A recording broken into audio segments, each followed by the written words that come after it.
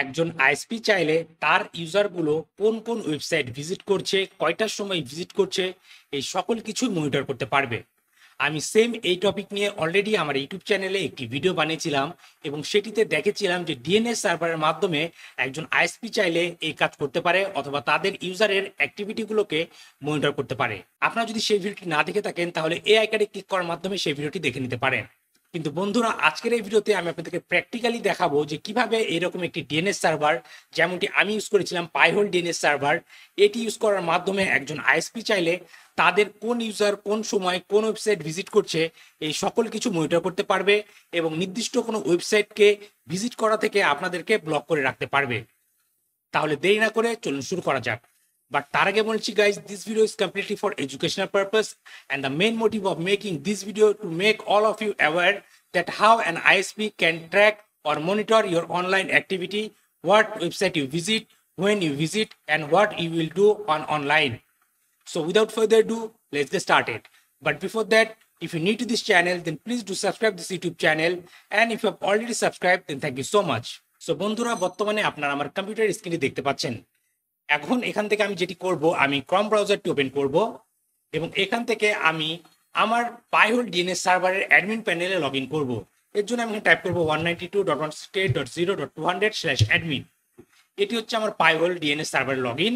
এখানে আমি আমার ইউজার ক্রেডেনশিয়ালস দেবো, দেন লগ ইনে ক্লিক করব। সো বন্ধুরা, এটি হচ্ছে আমার পাইহোল ডিএনএস সার্ভারের ড্যাশবোর্ড।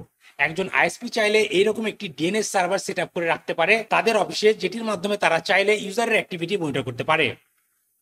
সো বন্ধুরা, দেখতে পাচ্ছেন পাইহোল ডিএনএস সার্ভার এখানে দেখাচ্ছে আমার নেটওয়ার্কে টোটালি 11টি অ্যাক্টিভ ক্লায়েন্ট রয়েছে, অথবা বলতে পারেন 11টি ইউজার, অথবা বলতে পারেন 11টি ডিভাইস কানেক্টেড রয়েছে এবং এই সকল ডিভাইসগুলো টোটাল কোয়েরি হচ্ছে 3251। সো এতগুলো কোয়েরি করেছে আমার এই সকল ইউজারগুলো এবং তাদের মধ্যে এই 1000 কোয়েরি ব্লক করা হয়েছে এবং এখানে টোটাল ডোমেন অ্যাড্রেস দেওয়া রয়েছে, যেখানে আমি ব্লক করে রেখেছি বিভিন্ন প্রকার ডোমেন, যাতে আমার ইউজারগুলো সেই সকল ডোমেনগুলো ভিজিট না করতে পারে। সো এই ডিএনএস সার্ভারে যদি আমি এখান থেকে 11 অ্যাক্টিভ ক্লায়েন্ট এখানে ক্লিক করি, তাহলে এখানে আমার সকল ক্লায়েন্টগুলোকে শো করবে যে কোন কোন আইপি অ্যাড্রেস কোন কোন ডিভাইস ইউজ করছে এবং কোনটি ইথারনেটের মাধ্যমে, কোনটি ওয়াইফাইয়ের মাধ্যমে, এই সকল কিছু এখানে শো করবে। এখন এখান থেকে অ্যাজিউম করে নিন আমি এই 100 এই ডিভাইসটিকে মনিটরিং করব। সো আমি এটির উপরে ক্লিক করছি। সো এটি হচ্ছে মূলত আমার এই ডিভাইসটি, যেটি আপনারা দেখতে পাচ্ছেন। সো দেখতে পাচ্ছেন এখানে দেখাচ্ছে বর্তমানে কোন কোন ওয়েবসাইট এই পাইহোল ডিএনএস সার্ভারটি ব্লক করছে অথবা রিকোয়েস্টগুলোকে ব্লক করছে। সো এখন অ্যাজিউম করেন আমি চাচ্ছি যে এই ইউজারের অ্যাক্টিভিটি আমি মনিটর করব। এখন আমি যেটি করব, এখান থেকে নতুন একটি ব্রাউজার ওপেন করব, লেটস সে ফায়ারফক্স। এটিকে অ্যাজ এ আমি ইউজার ব্রাউজার হিসেবে ইউজ করছি এবং এখানে আমি ভিজিট করব twitter.com, দেন এন্টার প্রেস করছি। সো দেখতে পাচ্ছেন আমার সামনে twitter.com থেকে x.com-টি ওপেন হয়ে গেল এবং এখন আমি যদি অ্যাজ অ্যান আইএসপি এই ব্রাউজারটি অথবা ডিএনএস সার্ভারটিকে রিফ্রেশ করি এবং আমি যদি এখানে সার্চ করি লেটস সে x.com, তাহলে দেখতে পাচ্ছেন আমার এই ইউজারটি এই x.com-টি ভিজিট করেছিল, এগুলোর সকল কিছুর লগ আমার এখানে শো করছে।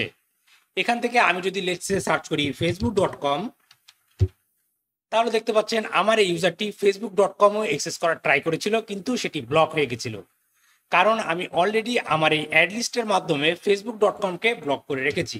সো ঠিক এভাবে একজন আইএসপি চাইলে একজন ইউজারের সকল কোয়েরিগুলোকে মনিটর করতে পারে এবং তারা চাইলে যে কোনো ওয়েবসাইটকে ব্লক করে রাখতে পারে আপনার জন্য। আমি যদি এখান থেকে ড্যাশবোর্ডে যাই, তাহলে দেখবেন এখানে আমি এতটি ডোমেন ব্লক লিস্টে অ্যাড করে রেখেছি। আমি যদি অ্যাড লিস্টে যাই অথবা ম্যানেজ অ্যাড লিস্টে ক্লিক করি, তাহলে দেখবেন আমার সামনে কয়েকটি ইউআরএল শো করছে। এই ইউআরএলগুলোর মাধ্যমে আমি কি করেছি, নির্দিষ্ট কিছু ওয়েবসাইটকে ব্লক করে রেখেছি আমার নেটওয়ার্কে।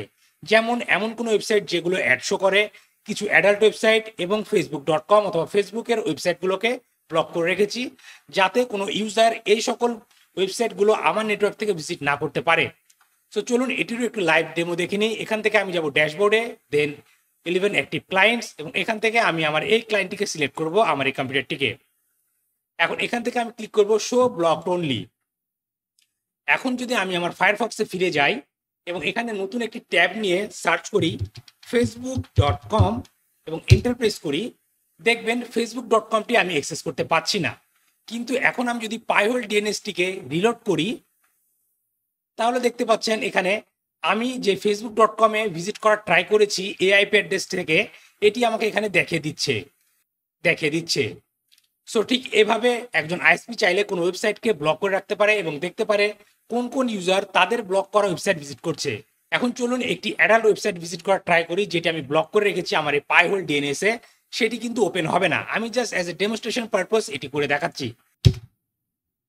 দেখুন এখানে আমি একটি ওয়েবসাইট ভিজিট করা ট্রাই করলাম, একটি অ্যাডাল্ট ওয়েবসাইট, কিন্তু এটি ভিজিট করতে পারছি না, কারণ আমার এই ওয়েবসাইটটি ব্লক করা রয়েছে আমার এই ডিএনএস সার্ভার দিয়ে। সো এখন আমি যদি ব্রাউজারটি ক্লোজ করে দিই এবং এগেন আমি যদি আমার এই ডিএনএস সার্ভারটিকে রিফ্রেশ করি, তাহলে দেখতে পাচ্ছেন এখানে আমি যে ওয়েবসাইটটি ভিজিট করার ট্রাই করেছিলাম সেটি এখানে ব্লক দেখাচ্ছে। সো এভাবে ঠিক একজন আইএসপি চাইলে তাদের ইউজারের অনলাইন অ্যাক্টিভিটিগুলোকে মনিটর করতে পারবে, তারা কখন কোন ওয়েবসাইট ভিজিট করছে সে সকল কিছু দেখতে পারবে, তাদের ইচ্ছা অনুযায়ী ওয়েবসাইটকে ব্লক করে রাখতে পারবে যাতে কোনো ইউজার ভিজিট না করতে পারে।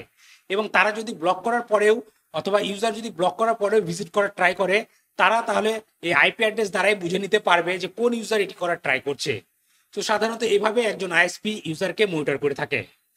সো বন্ধুরা, আপনারা আজকের ভিডিও থেকে জানলেন যে কিভাবে একজন আইএসপি, এবং আপনারা যদি চান এই ধরনের অ্যাক্টিভিটি মনিটরিং থেকে নিজেদেরকে সুরক্ষিত রাখবেন, তাহলে আমি অবশ্যই আপনাদেরকে সাজেস্ট করব আপনারা নিজেদের একটি লোকাল ডিএনএস ইউজ করতে পারেন, অথবা আপনাদের আইএসপি ডিএনএস বাদ দিয়ে অন্য কোনো ডিএনএস সার্ভিস প্রোভাইডারের ডিএনএস ইউজ করতে পারেন, লেটস সে ক্লাউডফেয়ার, সিসকো, অথবা সব থেকে বেস্ট হবে আপনারা চাইলে ভিপিএন ইউজ করবেন যখনই আপনার ইন্টারনেট কানেক্টিভিটি ইউজ করবেন অথবা ইন্টারনেট ব্রাউজ করবেন। এই ক্ষেত্রে কি হবে, আপনার আইএসপি কখনোই আপনার অ্যাক্টিভিটিগুলোকে মনিটর করতে পারবে না। সো বন্ধুরা, আজকের ভিডিও এ পর্যন্তই। আশা করি এই ভিডিওটি আপনাদের ভালো লেগেছে এবং এই ভিডিও থেকে আপনারা নতুন কিছু শিখতে পেরেছেন। ভিডিওটি যদি আপনাদের আসলে ভালো লেগে থাকে তাহলে অবশ্যই ভিডিওতে লাইক করবেন এবং আপনার মতামতগুলো কমেন্ট করে জানাতে ভুলবেন না। আর আপনি যদি আমার চ্যানেল নতুন হয়ে থাকেন তাহলে অবশ্যই আমার চ্যানেলটি সাবস্ক্রাইব করবেন এবং পাশে থাকা বেল আইকনটি প্রেস করে দিবেন যাতে পরবর্তী ভিডিও নোটিফিকেশন খুবই সহজে আপনি আপনার ডিভাইসে পেয়ে যান। আর আপনার যদি cyber security, ethical hacking, open testing, bug bounty hunting এই সকল বিষয় শেখার ইচ্ছে থাকে, তাহলে এই ভিডিও ডিসক্রিপশনে আমার একটি কোর্সের লিঙ্ক দেওয়া আছে, আপনারা চাইলে আমার সেই কোর্সটি জয়েন করতে পারেন। তাহলে আজকের ভিডিওটি এখানে শেষ করছি, দেখা হবে পরবর্তী ভিডিওতে। Till then, take care.